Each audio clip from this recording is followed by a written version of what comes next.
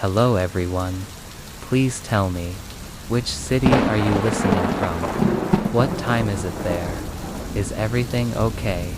Or does it feel like someone's watching you? It began with a gift, or maybe more accurately, a curse disguised as a gift. Emily had just moved into her late grandmother's old Victorian house in a sleepy countryside town. It had tall windows, floorboards that groaned like they had stories to tell, and a peculiar air of nostalgia, heavy and inescapable. The house was part inheritance, part punishment, she often joked to herself after her grandmother's passing. She was the only one willing to leave behind her busy life in the city and care for the house that no one else wanted. Among the many old relics in the attic, she found a dusty cloth-covered frame.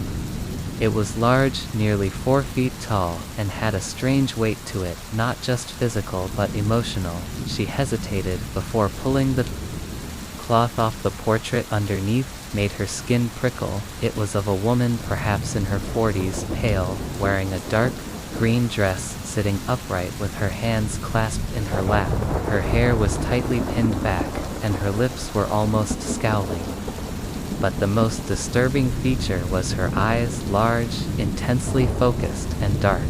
They looked straight ahead, right at you, no matter where you stood. Emily laughed nervously. Creepy old art, typical. Still, she hung it in the upstairs hallway outside her bedroom. It felt like the kind of thing her grandmother would have wanted that night she had her first dream. She was walking down the hall in the middle of the night. The lights were flickering. The house was colder than usual, and the portrait. The eyes moved slowly, without blinking. They followed her as she passed, and she could swear the mouth curled slightly, as if smirking. She woke up covered in sweat the next morning. She blamed the wine. She hadn't slept in that house before. Old houses creak and dreams lie. She shook it off, but the second night the dream returned. This time she was standing in front of the portrait. The woman's eyes widened slowly. Emily couldn't move. It was like being paralyzed, held in place by an invisible force. Then the portrait blinked. The painted woman lifted her hand in the painting and placed a finger over her lips. Emily woke up, gasping, her hands trembling. Her sheets were damp, her bedroom door was open, even though she always closed it, and outside in the hallway, the painting looked different. The woman's eyes seemed a shade darker, her face more aware. The third night, it wasn't a dream. At 3:11 a.m., Emily heard something, a soft knocking sound like nails tapping on wood. She grabbed her phone and tiptoed out into the hallway. The air was cold. The walls felt closer than usual as she approached the painting. Her body froze. The eyes in the portrait moved. They looked directly at her. The painted lips were slightly parted. She blinked. Once the painting blinked back, she stumbled backward and fell. Her phone flashlight landed face up, casting a glow onto the wall. For a split second, she saw the painted hand twitch inside the frame. She packed the painting away that morning and locked it in the attic. That should have been the end of it. But that night, in her dream, she stood in the attic. The portrait was no longer still. The woman stepped out of the canvas, gliding silently across the floor. Emily backed away, but the attic door wouldn't open. "You shouldn't have locked me away," the woman whispered. Her voice was dry, hollow, ancient. Emily screamed and woke up, this time with a bruise on her ankle, the same place where in the dream the woman had grabbed her. She called a local historian. The next day, desperate for answers, he came over hesitantly, and when she showed him a photo of the portrait, his face turned white. "That's Eliza Blackthorne," he said slowly. "She was a spiritualist in the 1800s. People came from all over to speak with her. They're dead through her, but she went too far. There were rumors that she started keeping the souls, that she didn't let them return.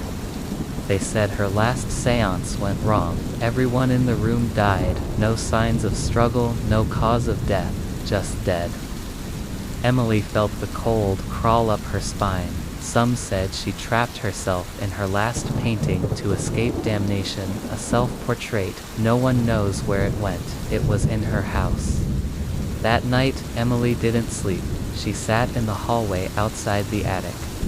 With sage candles and every protection spell she could, Google midnight pass, then 1 a.m., then 2. At exactly 300 a.m., the attic door creaked open slowly. There were no footsteps, just pressure. Like the air itself was moving, Emily stared frozen, and then she saw her. The painted woman was standing at the top of the attic stairs, not in a frame, not in a dream. Her eyes were real, now black as voids, endless. She smiled. "I told you not to lock me away." Emily screamed through the sage at her and ran into the woods barefoot, never stopping. She was found days later, exhausted, muttering about the eyes and the dreams that reach into reality. No one believed her. The house remains empty now, but the portrait, it's missing. No one knows where it went though. Some say if you dream of a woman in a green dress, if you see her watching you, if her eyes follow you across your own dreamscape, you may have it in your home already, and once she sees you, she never looks away, not even when you close your eyes. Eamon had never been a sleepwalker. In fact, he was a light sleeper, someone who woke up if even the wind rattled the windows. That's why when he opened his eyes to a different ceiling goni, painted with cracks that resembled crawling fingershe's body, froze. The bed beneath him was not his. The sheets were musty, the pillows smelled like dust and mold, the walls were a color he couldn't name, somewhere between bone and rot. And the most horrifying thing, his room had no windows. He sat up slowly, his heart knocking against his ribs. This was not his house. A ticking sound echoed from somewhere nearby. Not a clock, but slower, wetter, like something dripping. Tap, tap, tap. He swung his legs over the bed and stood barefoot on the cold wooden floor. His clothes weren't his either. He wore a white gown thin as paper, with frayed edges and old stains. He moved toward the only door in the room. His hand trembled as he gripped the knob. It turned too easily. The hallway outside was dim, narrow, and lined with portraits, every single one showing a person in Victorian clothing, with emotionless faces and dark, sunken eyes. But one portrait near the far end stood out. It showed a woman with her head tilted slightly, and her eyes were almost real. They stared right at Amon. He turned quickly and walked the other way. In the next room, a fireplace burned without wood. The flames crackled, but there was no smoke. A large mirror hung above the mantel. Amon walked to it, slowly drawn by some invisible thread. He looked at himself, then he blinked, but his reflection didn't. It stood still, staring straight at him. Eamon blinked again, this time faster. The reflection slowly raised a hand opposite to his own. It smiled faintly. Eamon stumbled back. "This isn't real," he whispered. "I'm dreaming." He turned and ran out of the room, down a crooked staircase. Every step creaked, like it was in pain. At the bottom was a long corridor, but the house shifted. The hallway grew stretched. No matter how far he ran, the doors never got closer behind him. He heard footsteps, bare, soft, deliberate. He stopped running. He turned around. No one was there. Just the ticking, the tap, tap, tap. Eamon finally found a room he could enter, a bedroom again, but different from the first. This one had large drapes, a canopy bed, and that same woman's portrait over the headboard. She was smiling now. He tried to tear it off the wall, but it was part of the wall, blended into it like flesh. That night he stayed in that room. He didn't sleep, but at some point, exhaustion pulled him under, and then the dreams came in them. He was still in the house, but not alone. She was there. The woman from the painting, her hair floated as if underwater, her mouth stitched shut with silver thread. She didn't walk, she float feet, never touching the ground. Each time he dreamt of her she came closer, and each time the reflection in the mirror copied less of his movement. It was becoming someone else. By the third night, his reflection no longer had his face. He began marking the days by carving into the wood with a broken fork. 5 days, 10, 17. The house never changed. No food, no people. Yet somehow he remained alive. Every door he opened led to a version of his own rooms, in different shapes, but always covered in the same heavy air of decay, and the paintings were everywhere now. The woman with the eyes and others joined her. A child with no pupils, a man with teeth too sharp, and they watched him even when he wasn't asleep. He tried smashing a mirror once. It bled. One night, he dreamed of his real apartment. His room, his desk, his phone buzzing, but when he reached for it, the bed pulled him back. He fell through the mattress into the house again. When he screamed, the walls screamed back, and then something new happened. He woke up in another bed again, but this time it was his bed, his pillow, his room. Morning sunlight coming through the window. He gasped, looking around, touching the sheets, the floor, everything felt real. His phone was charging on the table. He checked the date. 3 weeks had passed. Had it all been a dream? He went to the bathroom, turned on the light, and froze. The mirror showed his face, but it wasn't moving. He touched his cheek. The reflection didn't. Then slowly it smiled, but Eamon did not. That night he removed all mirrors from the house. Every one. He even covered the TV screen with a sheet. But he forgot about the painting in the hallway, an old canvas he never noticed before. It was there. Now the woman, but this time her eyes were closed until midnight. He got up to drink water, and past the hallway. The portrait was changed. Her eyes were open, and they followed him.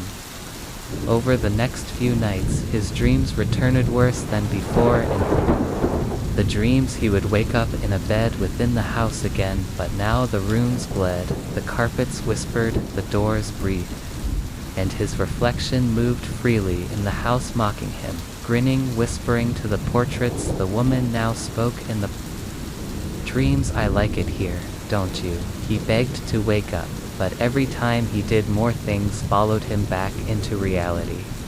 The house he thought was his began to shift. The kitchen rearranged. The light switches no longer worked. The same portraits appeared.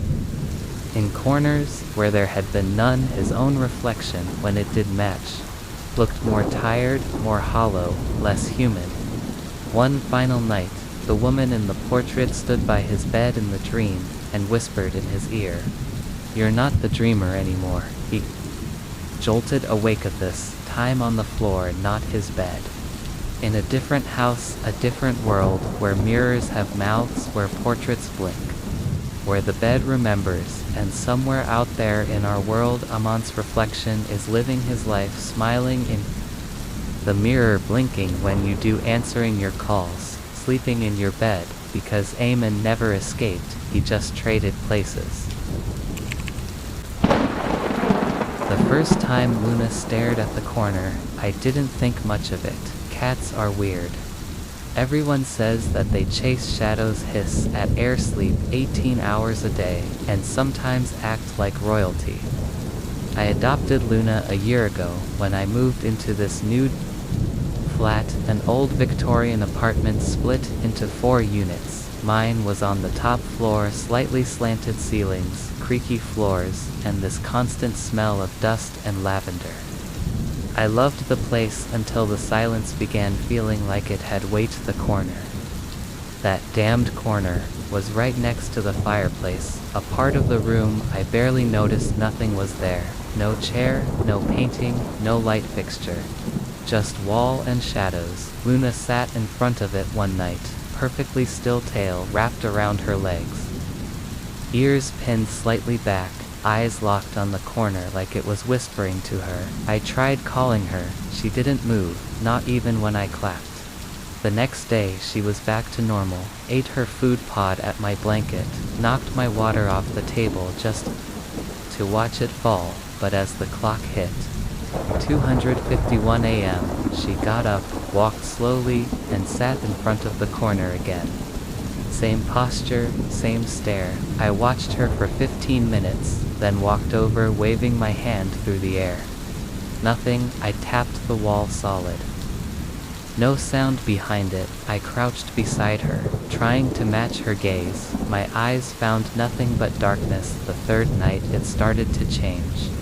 Luna didn't just stare, she growled low guttural, deep in her throat she was trembling, her tail twitched erratically. And when I tried to pick her up, she clawed me across the arm. That was new. I was bleeding shed, never scratched me before. It took hours for her to calm down. I told myself it was just a phase, maybe mice in the wall, maybe a draft, maybe something. In the insulation, I tried everything. I sprayed peppermint, put up an ultrasonic pest repeller, even moved her food bowl to a different room to distract her. She still came back, same time, same spot. One night I stayed up and watched her again. I had the lights off, a single candle burning near my desk. Luna moved as usual, calm at first, then alert, then stiff, and then she meowed. Not her usual soft cry, but a broken warbling sound I'd never heard, like she was begging and something answered. I swear to God, a knock, 3 slow knocks, came from the wall, not behind the wall, from it. I turned the lights on, heart thudding, but the wall was still. Luna was on her side, breathing fast. I couldn't sleep that night. I sat in my bed watching the corner. From a distance, nothing moved, nothing changed, but I felt observed. The following week blurred. I started hearing faint scratching at night, like nails on wood. Then the dreams came. I began waking up in rooms that weren't mine, not physically in my dreams. I'd lie down in my own bed, and in the dream I'd awaken in a completely different room. It looked like my flat, but it was off. The light was gray, the furniture aged, my reflection in the mirror moved slower than me, the windows showed nothing but thick fog. The corner was always darker in those dreams, much darker, and Luna was always there, staring. One night I woke up to find her curled beside me, ears flattened, eyes still open, watching the corner while she slept. How does that make sense? It didn't. Nothing did anymore. I called the landlord, asked if anyone had died here. He laughed nervously and said it's an old building. Everyone dies somewhere. Then he changed the topic. I dug through old property records trying to find anything strange. I discovered that the top floor, my unit, had been empty for nearly 12 years before I moved in. The previous tenants left suddenly, no forwarding address, no record of sale, just gone one night. I tried to record it, set my phone on a tripod aimed at the corner and waited. Luna came, as usual. 2:52 a.m. The video started glitching. When I played it back the next morning, the timestamp hit 2:53 a.m., and the screen went static. Then a face appeared, just for a frame, pale, hollow-eyed mouth, agape in a soundless scream. No hair, just skin stretched thin. I threw up in the sink. I tried to leave. I packed my bag and took Luna to my sister's place. But Luna changed. She wouldn't eat, wouldn't purr. She hid under the couch, meowed at corners that didn't exist, and stared at walls like they were doors. I stayed one night in that house, a completely different house. At 3:00 a.m., I woke up to find Luna standing on my chest, looking behind me. The corner, there was no corner behind me, just a wall, but it was there, the sense of it, the presence. I felt cold breath on my neck. When I turned, no one was there. I rushed back to the flat the next day, against my better judgment. I don't know why I think something was calling me. I think it still is now. Luna won't move from the corner at all. She just sits all day, all night, not eating, not blinking, staring. I tried to block it off. I put a shelf there. She knocked it over. I taped mirrors across it. They cracked on their own now. The corner bleeds light at night. It glows faintly, softly, like a slow pulsing breath. It shouldn't be possible, there's no source, but it glows and something shifts within it. Not shapes, not people. Just movement. I hear whispering now, soft and wet and gentle, like someone trying to speak through soaked lips. Sometimes I understand what they say. They say you came back. They say she brought you. They say, stay, stay, stay. I haven't left my apartment in 3 days. Luna no longer looks at me, only the corner, and now I feel it too, something pulling at me, a slow crawling need, like the corner isn't just a wall, but an invitation, a door I'm meant to open or fall into. Every night at 300 a.m. it gets closer. I can't tell if I'm dreaming anymore. The air tastes like metal. My skin itches like it's not mine. I blink and I'm not here. I blink and the corner is in front of me again, and Luna is behind me, watching, waiting. And the corner is smiling, not with a mouth, but with a feeling, a knowing, a hunger. If you're reading this, and you ever find your cat staring at an empty corner, don't look, don't listen, and above all else, never follow.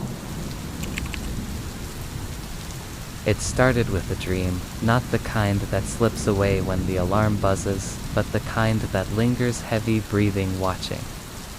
I had just moved into an old stone cottage deep in the hills of Wales. It had no Wi-Fi, no signal, no distractions, perfect. For my sabbatical, I was there to write, to breathe, to sleep properly for the first time in months, but I hadn't expected her. The first night was quiet. Rain tapped on the slate roof, and a fire cracked gently in the hearth. I unpacked only the essentials. Laptop, journal, clothes. The bedroom upstairs was cozy, its window facing the woods, where pine trees swayed in the moonlight like they were whispering to one another. A single bed, white sheets, wooden walls that smelled faintly of cedar. The first fell asleep. Quickly, at exactly 308 a.m., I woke up gasping. I didn't hear anything, I didn't see anything. But I felt something, a presence. I sat up and scanned the room. It looked the same, but my skin crawled with a cold I couldn't explain. I closed my eyes to calm myself, and that's when it happened. I still saw the room. It wasn't just memory, it was vivid current. I could see it as if my eyes were still open. The window, the chair, the door, but now there was someone standing at the foot of the bed, a woman, pale, wet hair clinging to her face, wearing what looked like an old nightdress, damp and stained at the bottom. She didn't move, she didn't speak. She just stood there. I opened my eyes and she was gone. I told myself it was stress, jet lag, a dream clinging to my senses like static, but the next night it happened again and again, each time. I closed my eyes to sleep, to blink, even just to rest them for a moment. I could still see her, more detailed now. Her mouth slightly parted, her lips pale blue eyes. Not looking at me, but through me, as if she wasn't seeing me, but remembering me. By the fourth night she started moving. Every time I blinked she'd be closer. Sometimes by a foot, sometimes by an inch. I tried to test it, blinking rapidly, opening and closing my eyes like a child afraid of the dark. It didn't matter, each time she advanced. Never when my eyes were open, always when they were closed. I stopped blinking for hours. My eyes stunk. I stared at nothing just to avoid seeing her, but when sleep finally took me, it wasn't rest. It was her. She stood beside the bed now. Her breath, if you could call it that, smelled like old leaves and damp stone. She whispered something. I didn't understand it the first time. A garbled sound, a phrase, just, out of reach, but by the next night it became clearer. I see you even when you close your eyes. I stopped sleeping, I drank coffee. I stayed up, I left the lights on in every room. I even tried leaving the house at night, wandering the cold paths between trees, thinking the air would clear my head, but the forest was worse, because I could feel her following me. There, not in the shadows, not behind trees, no, I felt her the moment I blinked. She was there watching me, from within my own mind, from behind the screen of my own eyelids, like she lived inside the darkness itself. One morning, I walked into the village down the hill and asked the innkeeper about the house. He hesitated. That old place you're staying up in, the stone cottage?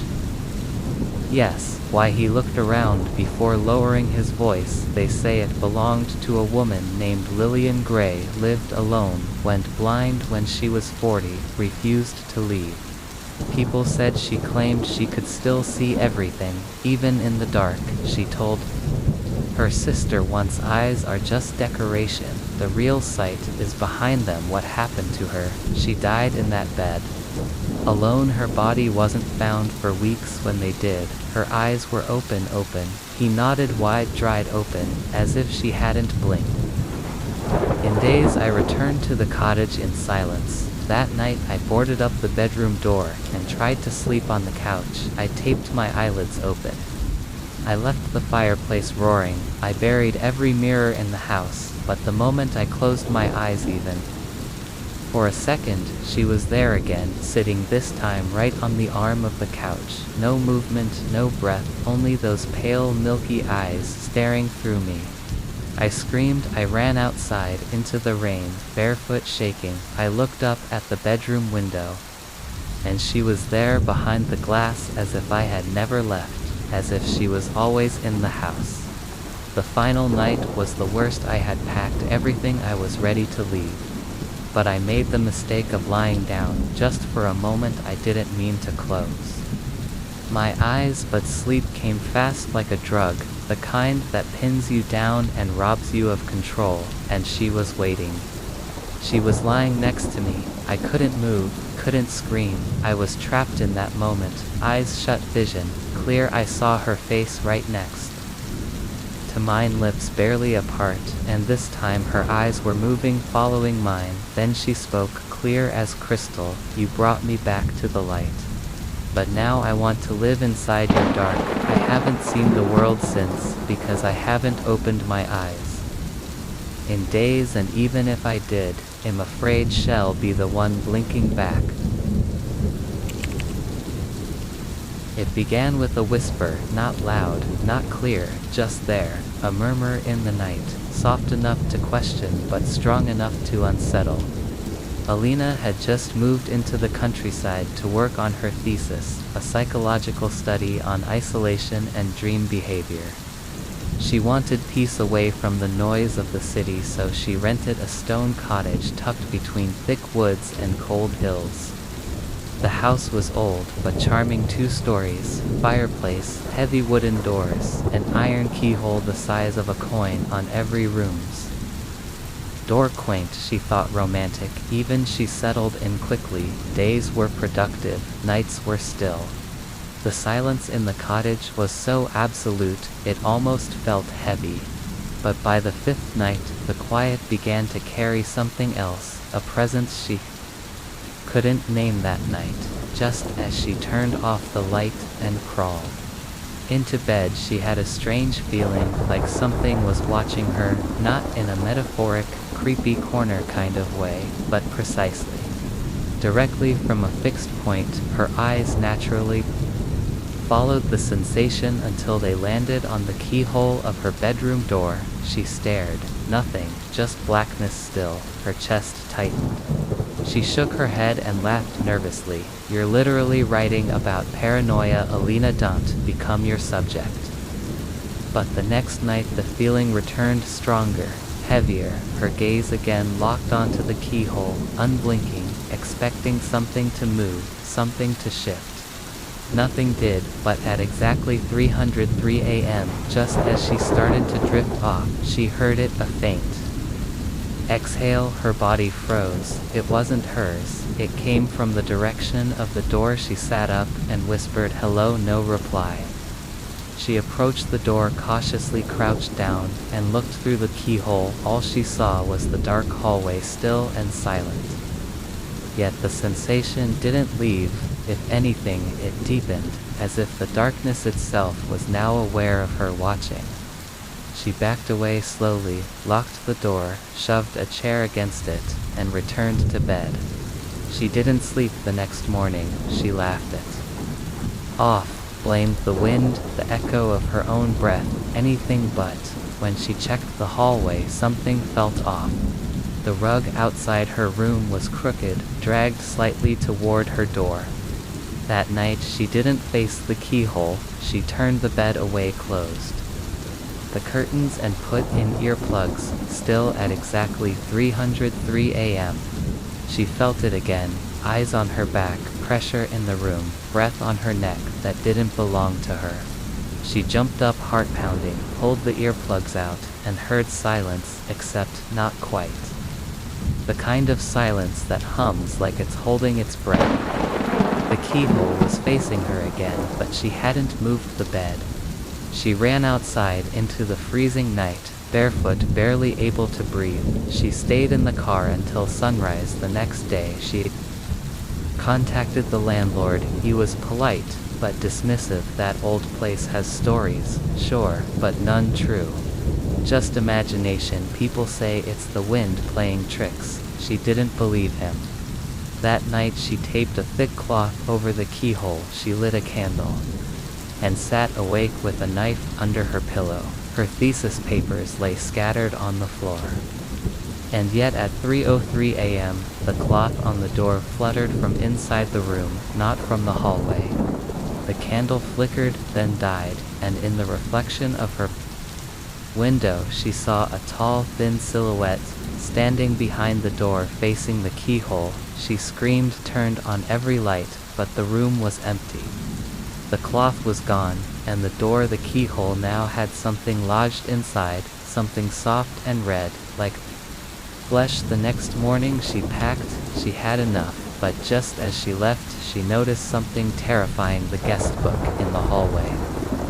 A dusty old journal kept by previous tenants. She opened the last entry. The handwriting was shaky. "If someone ever tells you they watch you sleep through the keyhole, believe them. The keyhole isn't looking out, it's looking in." Alina dropped the book and ran. She never published her thesis, never returned to the cottage. But years later, long after she'd forgotten the details, she woke up in her apartment one night and noticed something. Her new bedroom door didn't have a keyhole before. Now it did, and it was open, and the presence was back, watching, waiting. And it always came at 3:03 a.m. It started like most innocent things. Judith, Joy, Lena, and David had just moved into their new home, a cozy 2-bedroom cottage in the countryside surrounded by forest on all sides. After years of trying, they finally had their Babalera. She was 5 weeks old. When they arrived, the nursery was painted soft cream, lined with hand-stitched animal murals, and filled with gifts from family. As any cautious parent, Lena installed a baby monitoroni of the new models that featured night vision, motion detection, and sound alerts. The camera was clipped above Elara's crib, angled slightly downward. Its companion's screen sat on the nightstand beside their bed, a constant window into the baby's peaceful slumber. For the first week, the house felt like a dream. Elara slept soundly. The woods outside were silent, except for crickets and the occasional owl. The monitor would glow green through the night, displaying her curled-up figure beneath the blanket. But on the 8th night, something changed. It was around 2:37 a.m. when Lena stirred. The monitor had beeped, a soft chime indicating movement. She reached for the screen, half asleep, and saw nothing out of place. Elara was in her crib, still, the blankets undisturbed. No sound, no motion, but then she saw it in the lower right corner of the screen. 12 small, bright glints. They looked like eyes too high to be Ilara's, too wide apart, and they didn't blink. Lena blinked instead, rubbed her own eyes, and the monitor flickered. The glints vanished the next day. She dismissed it, probably the reflection of a toy or the camera adjusting focus, but just in case, she rechecked the room. There was no toy near that corner, nothing that could reflect light. She laughed at herself and moved on. The following night, 3:11 a.m., the monitor beeped again. This time Lena was already awake. Her anxiety had kept her up. She looked at the screen and her breath caught. The eyes were back lower now, closer to the crib, still unblinking. The night vision made them appear eerily. White set against black, and Ilara was stirring, turning away from the eyes, her tiny arms waving in distress. Lena bolted up, heart pounding, and ran into the nursery. There was nothing. Ilara was sleeping peacefully. The room was still, but Lena couldn't shake the feeling that she'd interrupted something that morning. David reviewed the monitor's footage. "There's nothing here," he said, "just a glitch. Maybe dust. These night vision sensors can be weird." Lena didn't argue. She wasn't sure herself, but her instincts screamed otherwise. Over the next week things escalated. The eyes returned. Every night, just after 300 a.m., always in the same spot at first, then closer, a little higher. Sometimes they hovered near the mobile, other times near the rocking chair. Once Lena could swear they were above the crib, staring directly down at her child. She stopped sleeping, sat up at night, eyes locked to the monitor. David grew distant. He didn't believe her, dismissed the reports, and then he started locking the nursery at night for your nerves, he said, so you know no one's getting in. But that only made it worse, because on the 11th night, Lena watched it helpless. The eyes stared at Ilara. From inside the locked room, she pounded on the nursery door, screamed for David, but when they unlocked it, Ilara was sound asleep. No sign of intrusion, no disturbance, and the eyes were gone. That day she visited the local library. Ravenridge, the village near their home, had a history. A house on Whisper Hollow Road tucked among the trees. It had belonged to the Caldwell family, a reclusive couple who had lost their infant in 1949. The baby Thomas had died in his crib. No cause was ever determined. Only one detail stood out in the inquest, the mother claimed. 2 CIs in the monitor before monitors even existed. Lena's hands trembled. The address matched their home. She returned home shaking, but when she told David, he refused to listen. "Stop reading ghost stories. You're sleep deprived, you're imagining." That night she didn't sleep at all. The eyes appeared again, but this time the monitor didn't beep, it simply turned on by itself. The eyes were already watching. Then something new happened. The camera glitched for a moment, the screen cut to black. When it returned, Ilara was gone. The crib was empty. Lena screamed, ran into the room, but Ilara was there, crying alone, except for one thing. The rocking chair was moving slowly back and forth. Neither she nor David had touched it in days. She pulled Ilara from the crib and refused to let her sleep there again. They moved the crib to their bedroom, disconnected the monitor, burned sage-hung charms, whatever they could think of. For 2 days, the eyes didn't return until they did on the 3rd night. Lena saw the eyes in her room at the foot of their bed, low to the ground, staring straight at her daughter. She didn't wait. She grabbed Ilara and drove a midnight. No direction, just away. The next morning they checked into a hotel. David was furious, but when he saw the bruises on Lena's arms, finger-shaped, faint, but real, stopped arguing. They returned to the house one last time to gather their things. The nursery was cold. The walls had changed color, darker, grayer, and the monitor, it had turned itself On the screen displayed the crib still empty, but the eyes were back now, larger, brighter, closer. They watched the couple as they packed, following their every move. Lena threw the monitor into the fireplace and left. They never went back. The house was put on the market, but no one bought it. Eventually it stood abandoned, still powered, still recording, still watching, and every night, at 3:11 a.m., the monitor turns itself on, and two small white eyes blink into view, waiting for the next baby.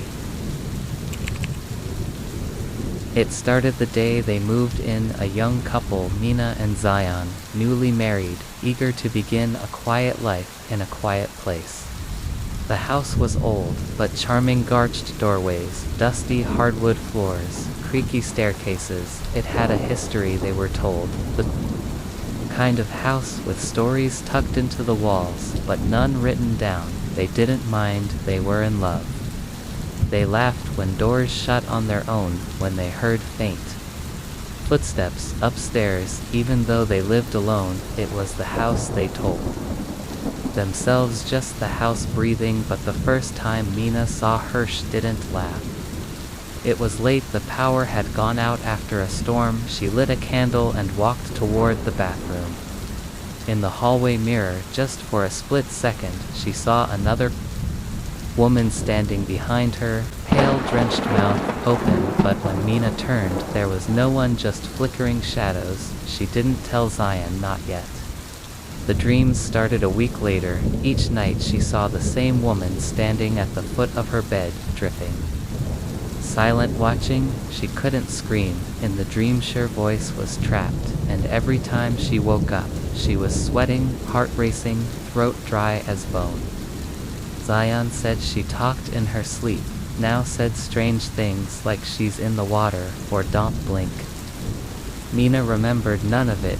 One morning she woke up in a different bed. It wasn't hers. It wasn't in their room. The wallpaper was yellowed, peeling. The ceiling cracked.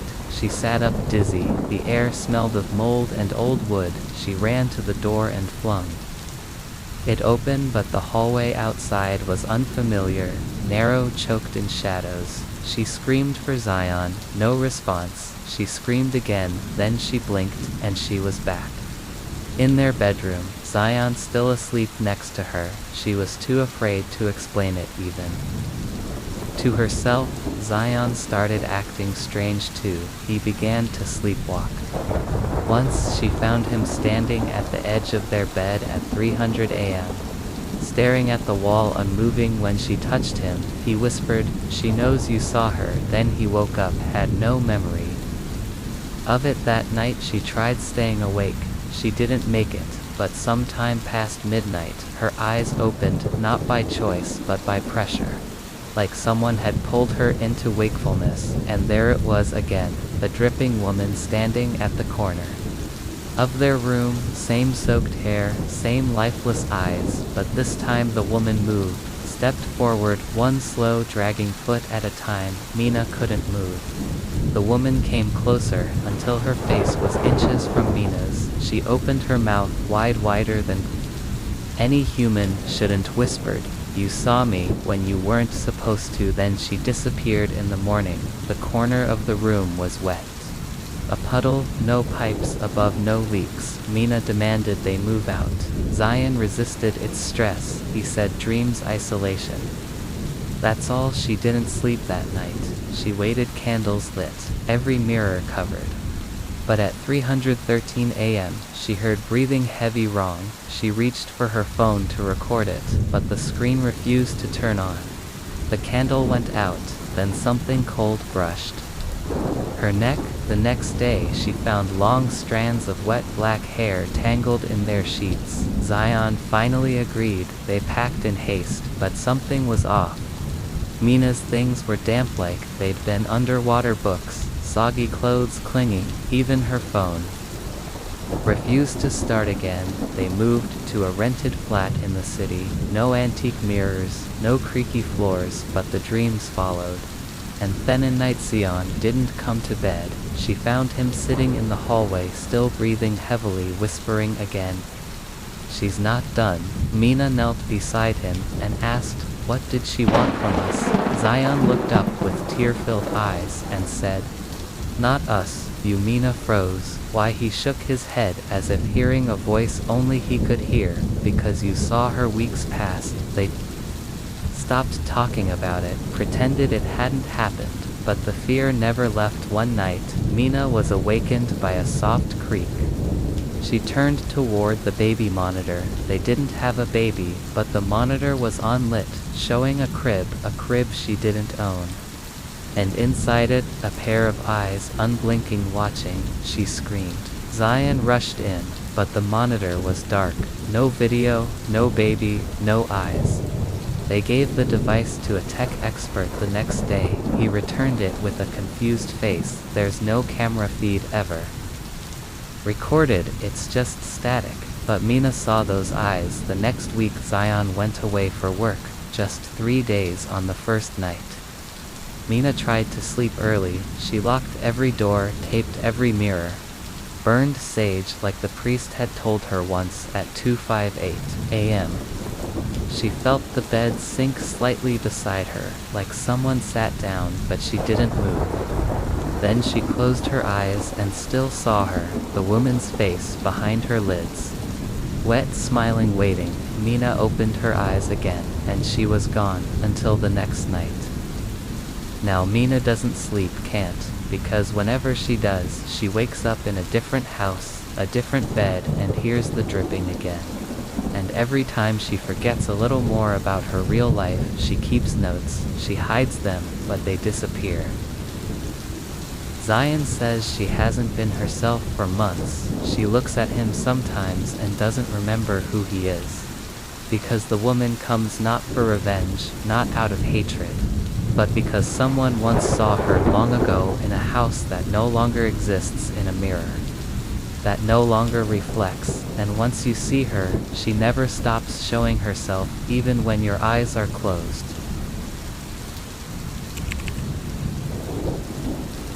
It started with a whisper, not the kind you hear from someone beside you. No, this one came from the closet, soft, cold like air, slithering between lips that shouldn't be moving. Ellie moved into the apartment 2 weeks ago. It was small, nothing fancy. A 1-bedroom unit with creaky floors, a tiny kitchen, and a closet with a door that never quite shut, but it was cheap and, more importantly, hers. The first night passed like any other unpacking, lying awake in a new bed that smelled like cardboard and fresh paint, but by the third night something felt wrong. The air in her bedroom, it was heavy, like something was watching. She brushed it off. New places often felt weird until she woke up at 2:13 a.m. The room was silent, too silent, no passing cars, no humming fridge, just stillness, and in that stillness her eyes landed on the closet. There, between the slight crack in the door, 2 dots. 2 glassy, unmoving dots' eyes. She sat up, heart hammering. Hello. The dots didn't blink, didn't twitch. Just stared. She turned on the lamp. Nothing there, just clothes, shadows, a pile of shoes. She laughed nervously and shook her head. Probably sleep paralysis, she told herself, probably just a dream lingering into reality. But the next night, same time, same eyes, and this time they blinked. She screamed, throwing a book at the closet. The door bounced slightly. She ran to it, flung it open. No one inside. Her clothes still hung in their places, the shoes unmoved. But the feeling, the sense of being watched, clung to the air like mold. She moved her bed to the other side of the room, put a chair in front of the closet, placed a mirror to reflect the inside so she wouldn't need to look directly. But at 2:13 a.m. she woke up. The mirror showed the closet, and the closet showed the eyes. This time, they weren't inside the door, they were pressed against the mirror, as if something had noticed her trick and moved to meet her gaze. Her body went rigid, she couldn't breathe, couldn't scream. The eyes stared, unblinking. And then the mirror cracked. Days passed. In a haze, she started leaving the apartment at night. Sitting in cafes, sleeping in her car, her friends said she was being paranoid. That it was trauma, the breakup, the move, the new job, but Ellie wasn't imagining it. The eyes were real. She tried staying at her sister's for a few nights, safe, clean, warm, but the second night she woke up at 2:13 a.m. A small closet in her niece's room creaked open, and there, buried behind stuffed animals and jackets, were the same unblinking eyes. She didn't scream this time. She couldn't. Her throat closed up, her body cold. Her niece stirred in the bed next to her, but didn't wake. She left that night, drove for hours, parked in a motel outside town, didn't unpack, just laid in bed, too tired to fight. At 2:13 a.m. she woke up. There was no closet in the room, no wardrobe, nowhere to hide. And yet, in the dark corner by the table, something moved to reflective dots, staring. She started documenting, recording, setting up her phone to capture every night she went to doctors, psychologists, even paranormal investigators. One psychic, old, tired, smelling of incense and burnt herbs came to her apartment. The moment she stepped in, she whispered, "It's not the closet." Ellie frowned. "What do you mean, it's not the space?"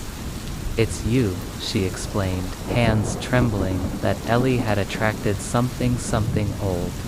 Something that attaches itself to fear, not vengeance, not trauma, but attention. The more she noticed it, the more it noticed her. "You saw it once," the psychic whispered. "Now it sees you always." Ellie didn't sleep that night, because this time, when 213 came, the eyes weren't in the closet, they were right above her. She stopped sleeping. She started seeing the eyes in reflections, in puddles, in windows, always paired, always watching, but never attacking, never touching, just watching. Friends distanced themselves. "You're obsessed with the idea," one said. "There's nothing there." But Ellie knew the truth. It wasn't about revenge, it wasn't about a curse, it wasn't about something that wanted her. It was worse, it was something that needed her to look back. One night, Ellie covered every mirror in the house. She wore sunglasses indoors, refused to blink to look to see, but the eyes adapted. They began appearing in her dreams, first subtle blinking in the background, then closer, then speaking. "We see you, we are always here, we do not leave." One night she woke up in someone else's house, white walls, no windows, no doors. And across the room, a mirror, the eyes stared back, but this time the face was hers. They found her a week later, asleep in the middle of her empty apartment. Her closet had been torn off the hinges, every mirror shattered, but her body was peaceful. Her pulse steady. She didn't speak for months. Then one day, at exactly 2:13 a.m., she whispered to the nurse, "They're still watching." When we moved into the old countryside house, I thought it would be a fresh start somewhere, quiet, to raise our baby away from the choking air and endless noise of the city. It was a beautiful structure, Victorian in design, with tall arched windows and hand-carved railings on the stairs. My wife Amara fell in love with it instantly. I wasn't sure, something about it felt off, but I told myself it was just nerves. The first few nights were peaceful. Birds chirped in the morning, and at night we could hear owls hooting gently from the woods behind the house. Our baby girl Noor slept soundly in her crib upstairs. We placed a baby monitor near her bed, a simple one, with night vision just for peace of mind. It was on the fourth night that the strangeness began. At around 3:18 a.m., I was woken by a soft, static crackle from the monitor. That wasn't unusual. Cheap baby monitors always fizzed. Now and then, I turned my head toward the screen, drowsy. Noor was in her crib, barely moving, but there was something In the crib with her, at first it looked like a trick of the shadows, a smudge maybe, but, as I stared, it sharpened 2 small bright eyes, not Nur's. These were much higher than her head, closer to the top of the crib railing, too wide apart for a child. Round, reflective watching. I blinked the screen, flickered, the eyes were gone. I ran to Nor's room, breathless, panicked, but she was fine. Asleep, peaceful, no sign of anything wrong. The next morning, I didn't mention it to Amara. Maybe I imagined it. Maybe it was a reflection, but that wasn't the last time I saw the eyes. A few nights later, I awoke in a panic, but something was wrong, terribly wrong. I wasn't in our room. I was lying in a different bed, a smaller one. The mattress was thin, the sheets rough like hospital cloth. I sat up, heart racing. The walls around me weren't familiar, they were off-white, stained in the corners. The air filled with the smell of old wood, and something bitter like antiseptic. There was no window, just a tall wooden door across the room. I jumped from the bed and opened it. Cold air swept in, and on the other side I was back in our hallway. Just like that, I turned back. The room was gone. The door led to a linen closet. I hadn't been dreaming. I could still feel the scratchy sheets on my skin. The next day, I noticed our cat Marlowe sitting in the corner of Nor's room. Just sitting still, staring at the far wall, the same corner every time. He wouldn't move until I picked him up and carried him out. Even then, head sit by the door waiting to be let back in, eyes fixed on that spot. I checked the corner. Nothing was there. No air vent, no light flicker, nothing. That same night I walked past the nursery and stopped in my tracks. Nor was crying faintly, but it wasn't the sound that froze me, it was the monitor. The screen showed Nor asleep, but the crib was empty. The camera was live, but Nor wasn't in it. I ran to her room, and there she was in the crib, asleep. I checked the monitor again, still empty. I began seeing her soon after, a woman. It started small, a shape in my peripheral vision, always near mirrors or reflective surfaces. Once in the bathroom mirror, I blinked and caught a glimpse of her still staring back when my reflection had already closed its eyes. Another night I stood in front of our bedroom mirror, leaned in, blinked, and my reflection didn't, it just stared back at me. Smiling. It wasn't me. Amara told me I wasn't sleeping enough. She suggested I see someone, but the dreams, if they were dreams, became worse. I declosed my eyes and still see her. I saw her even in the dark. She had no eyes, just smooth, empty skin, where they should have been. But I could feel her watching, shed whisper things I couldn't understand, humming broken melodies, sometimes crawling toward me with hands that clicked like broken bones. One evening I came across a room we hadn't noticed before. It was behind a tall shelf in the attic, tucked into the far wall. The door looked newer than the rest of the house. Inside was a single object, a portrait, an oil painting of a woman in an old black dress, pale skin, mouth closed, and those same blank eyes. The plaque read Eleonora Gray, 1893. That night I dreamt of her. She stood at the end of my bed humming. While I couldn't move, her eyes were still missing, but I felt them moving inside me, under my skin, behind my own eyes. And when I woke up gasping, I wasn't in my bed. I was back in that other room, only this time the portrait was hanging above the bed. I tried removing it, I tried burning it. Nothing worked. When I smashed it, it returned the next day, perfectly intact, back in the attic. The portrait's eyes followed me in my dreams, and even when I was awake. Marlowe the cat went missing 2 days later. We never found him, but that night I heard soft scratching under the floorboards below Nur's crib. I placed my ear against it, scratching, then whispering. Then a deep, dragging inhale, like something sniffing. I whispered, "Who's there?" The floor creaked, and something whispered back, "You are." We moved Nor into our room. Amara still didn't believe anything was happening. She thought I was mentally spiraling, but I knew. Something had awakened in that house, or maybe it had never left one night. Amara told me she saw something on the baby monitor. She didn't say what, just handed it to me. It showed the crib again. Nor wasn't in it. Just a figure crouched, low knees, bent at impossible angles, head tilted, watching. As soon as I blinked, it disappeared. Then the keyhole started whispering at night, when the lights were off, and we were in bed. IDC, a small glow from the door, the old Victorian keyhole. It glowed faintly like something was looking in. I put my eye to it. Once I saw nothing, just darkness. But when I pulled away, my eye burned and a whisper echoed in my skull, "Don't blink, I don't know what's real anymore. I don't know when I'm awake or asleep. I don't know which bed I'll wake up in next, this one or the other one." Last night, Amara screamed. In her sleep she said she saw Marlowe, his body stretched, long face, wrong jaw, hanging open. He sat in the same corner Nur's crib used to be. We don't go into that room anymore, but the portrait moved. It's in our room now, and when I close my eyes, I still see her, and when I open them, sometimes I still do, and now I hear her voice beneath the floor, closer every night.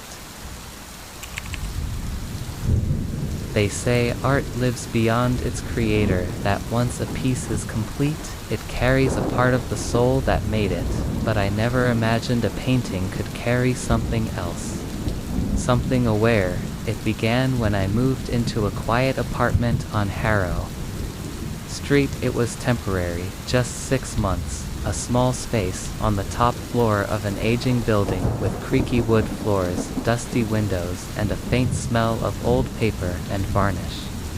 The landlady, Mrs. Elsbeth, was an elderly woman with thick glasses and a voice like dry leaves. She warned me about the attic room people.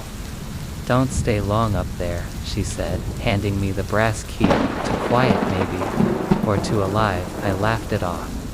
I liked quiet. The apartment was sparse, but charming, slanted ceilings, a crooked fireplace, and a single painting above the mantel, an oil portrait of a woman in early 1900s clothing. Her face was pale, expression unreadable, with deep-set eyes that seemed too detailed, almost photographic. Her hair was dark and parted neatly in the center, pulled back into a bun. There was no plaque, no signature. On the first night, I didn't sleep well.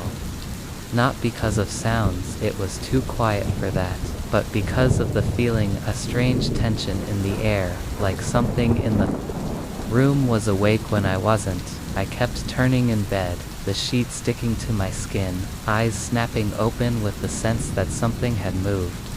In the dim moonlight, I could see her, the painting, watching from across the room. Of course it didn't move. But it didn't feel still either. By the third night, I noticed something. The painting was always cold.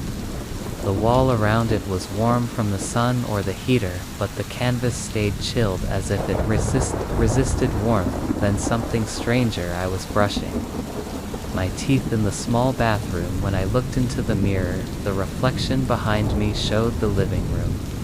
The painting. I looked up, and in the mirror I saw the woman blink. My hands froze. I turned around instantly. Nothing the same. Dead stare. I didn't sleep that night. The next day I called Mrs. Elsbeth and asked about the painting. "Oh, that thing," she said. "It's been in the apartment longer than I have. No one's ever been able to take it down. I had 2 men try once. They said it was bolted in from the back through the wall." I didn't know what to say. She chuckled lightly. "It's harmless mostly, but I wouldn't stare at it too long that night." I dreamt of her. She stood in the hallway of my dream, completely still, and just stared. Her eyes seemed even darker in the dream, like they weren't made of paint anymore. She didn't move, but the hallway kept getting longer. I couldn't reach her, couldn't wake up. I started sleeping with the lights on. Things escalated slowly. A cold breeze in a closed room whispers under my floorboards, a knock behind the walls, and always the feeling of being watched. One evening, I came home late and found the painting on the floor. It hadn't fallen, it had been placed there perfectly upright, leaning against the wall. I stood there for a long time, staring into those familiar eyes, but they seemed different. She was smiling now, not a full smile. Just a small shift in the lips, enough to be wrong. I put the painting in the hallway and covered it with an old bedsheet. That night, I felt safer until I woke up at exactly 3:03 a.m. My door was wide open, the painting was back above the mantel uncovered. I moved out of the bedroom and started sleeping on the couch, but it didn't help. My dreams got worse. The woman in the painting didn't just appear, she moved. She walked slowly, never blinking, always staring. In one dream, I found her standing beside my bed inches away. Her breath smelled like damp earth and mildew. Her lips didn't move, but I heard a voice. "Let me out." I woke up, gasping, drenched in sweat. I decided to leave. I packed everything in a single night. As I zipped the last bag, I looked one final time at the painting. She wasn't alone. There were two shadows in the background, now vague figures. I hadn't noticed before. They hadn't been there last week, I was sure of it. I left that morning without looking back, but things didn't stop, even in my new apartment. I kept waking up at 3:03 a.m. I started seeing her in dreams again, and then in windows. In reflections, once I blinked, and she was in the mirror behind me. I turned, nothing but the fear stayed. I thought it might be in my head. Maybe some psychological residue from the trauma of that place, until a letter arrived. No stamp, no return address. Inside was a photograph, a painting, but this time, it wasn't on the wall. It was in a crib, and those dark, dead eyes were wide open below. It was a note written in shaky handwriting. She followed me too. She lives through what you see. Don't look too long, don't sleep near her. She wants to be seen. I burned the letter. I moved again, switched phones, changed numbers. But even now, sometimes when I close my eyes, I see her standing in the corner of the room, waiting. And every night, I wake up at exactly 3:03 a.m. wondering if this time she'll finally step out of the frame. Ion hadn't slept properly in weeks. He moved into the old coastal house after a long divorce and a personal breakdown. The house, with its tall windows and decaying white paint, sat alone on a cliff overlooking the roaring ocean. The rent was suspiciously cheap, too cheap, but Ion didn't care. He needed quiet, he needed isolation, and most of ALHL needed to disappear from the noise of his old life. The real estate agent mentioned only once, with an awkward cough, that the previous tenant had left in the middle of the night. No reason, no forwarding address. The first few days were calm. The sea breeze was cold, sharp, and comforting. The house smelled like salt, old books, and forgotten wood. In the living room, there was a mirror above the fireplace. Large and stained at the edges, Ion liked it. It felt like it had history, maybe even stories. But then he started seeing her. It began subtly. When he closed his eyes, especially at night, flashes of a woman would appear in his mind, not a memory. Ion didn't know her. She had long black hair soaked as if dripping wet, and she never blinked. Her pale face was still, her eyes were a foggy blue. She never spoke, just stared. He assumed it was stress, hallucination, lack of sleep, but it didn't stop. When he closed his eyes to wash his face, she was there. When he blinked, there she was. Once, while brushing his teeth, he turned away from the mirror and saw her face reflected behind him for half a second. When he whipped around, no one was there. The next day, he covered all the mirrors. It escalated. When he started seeing her with his eyes open, she didn't haunt the halls, she didn't scream. She didn't run at him or appear suddenly in windows. No, she was quiet, always standing in a corner still. Watching, he would walk into the kitchen and see her silhouette by the fridge. Then in the hallway, then near his bed. Each time he blinked and she was gone, but not before he felt the chill of her presence settle on his skin like morning frost. He tried talking to her once. "Who are you?" he whispered one night, lying in bed, eyes tightly shut.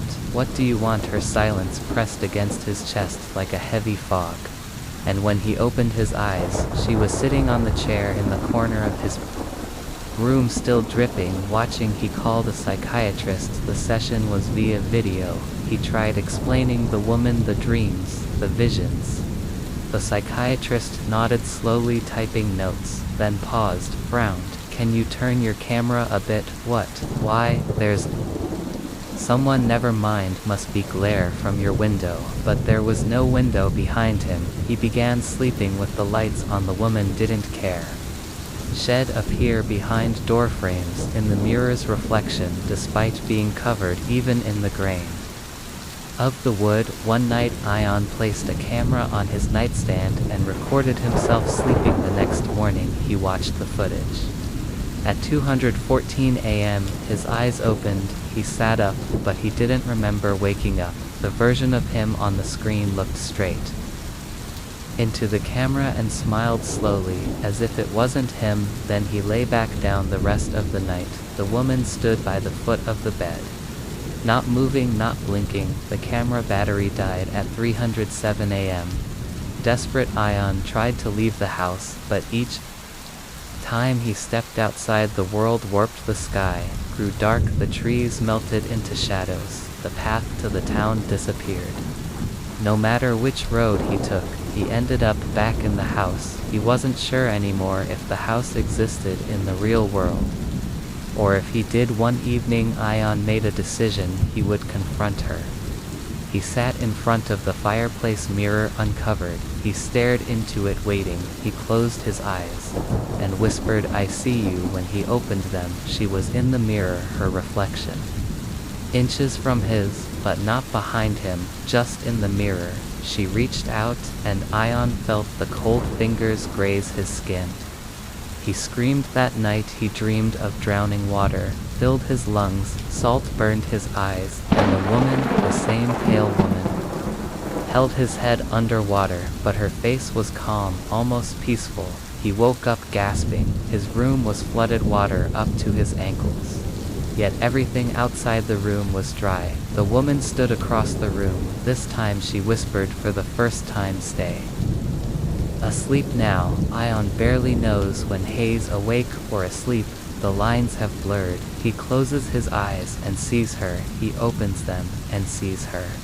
He hasn't spoken to anyone in weeks. The phone no longer works. The town doesn't exist. The sea is louder now, as if roaring in warning. He stopped eating days ago, stopped drinking, but Hayes not dying because she won't let him. He is stuck in the dream. Or maybe she's in his reality, or maybe there's no difference anymore. And as the clock strikes 300 a.m. every night, he closes his eyes and still sees her.